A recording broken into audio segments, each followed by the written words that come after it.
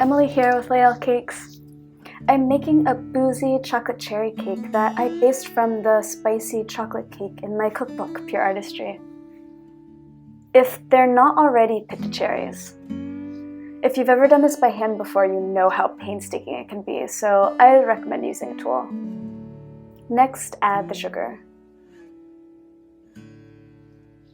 I'm using schnapps here that I had left over from something else, but you can add any booze you prefer. Massage the mixture to help macerate the berries in the liquid. This step is really satisfying. If you can't find fresh cherries, use frozen or really any hardy berry will work, like blackberries.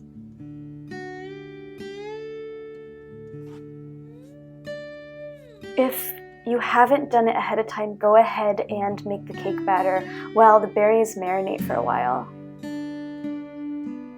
Layer them between your cake batter in a parchment-lined cake pan. The parchment helps the berries from sticking to the pan after the cake is baked.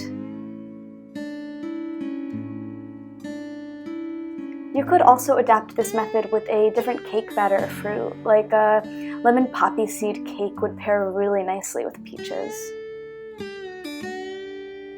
I'm going to do 2 layers of berries and 3 layers of cake batter, starting and ending with the batter. Go ahead and set aside any leftover berry liquid so the cake won't get too soggy.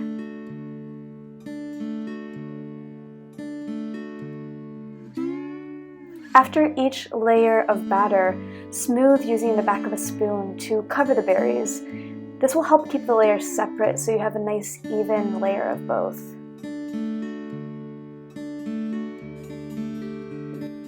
With such a decadent cake, you'll want to finish it off with something light and airy, like a scoop of ice cream or cinnamon whipped cream.